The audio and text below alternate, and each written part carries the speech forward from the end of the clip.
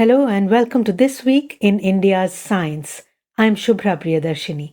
This week we are venturing out into forests with Indian ecologists, uncovering why migrants are missing from climate plans, introducing an AI app that spots early cervical cancer, and exploring a rare airborne route in Nipah outbreaks. Let's dive in.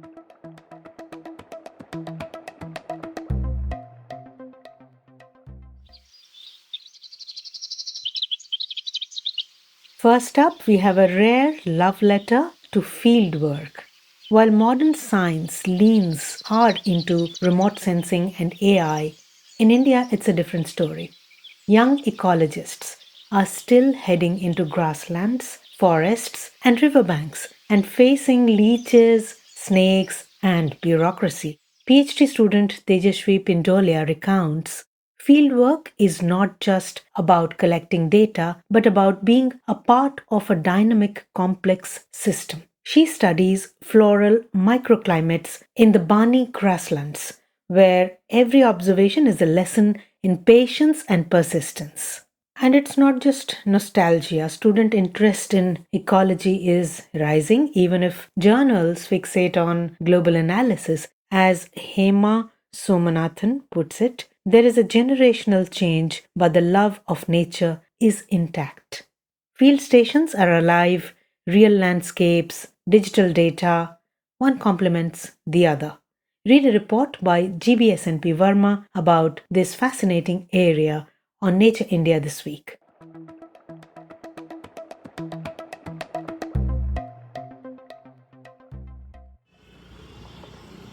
Next, who gets left behind when climate plans are written?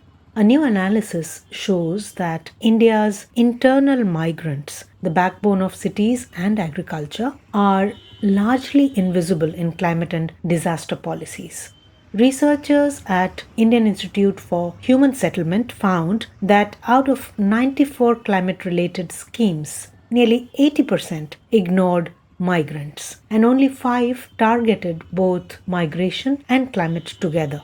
Researcher Chandni Singh at IIHS makes the point quite strongly.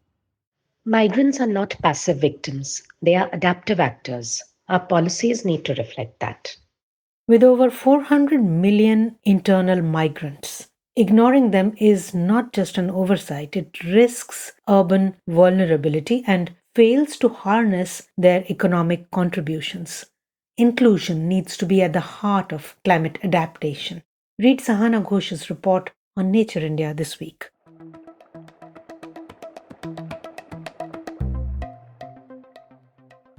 Now let's talk about digital healthcare. Engineers at IIT Kharagpur developed an AI-powered app, Cervispectra Diag, that can sniff out precancerous cervical tissue from spectral scans. It is trained on over 58,000 images, including 15,000 normal and the rest precancerous, and achieves around 85% accuracy. Lead author Sabyasachi Mukhopadhyay highlights how it serves both patients and doctors, upload scans, and results come back in English or Hindi. It's a promising, low-cost screening tool for early detection, especially where biopsy infrastructure is scarce. We have a research highlight on Nature India this week.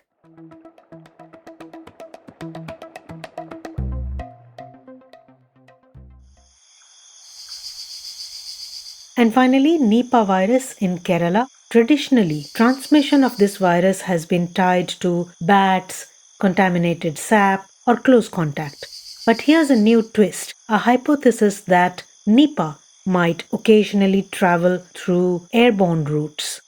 Thekekara Jacob John, a former virology chief, suggests Nipah cases in Kerala are infrequent because the virus being in the air is an infrequent phenomenon.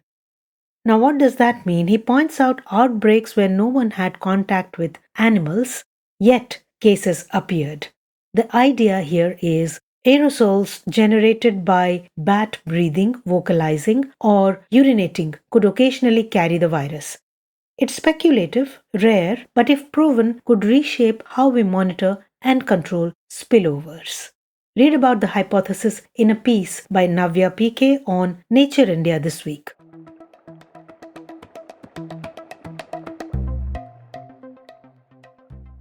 To recap, students still brave field secrets in pursuit of science. Climate planning is ignoring the very people it must serve. AI could revolutionize early cancer screening, and Nipah may carry secrets in the air.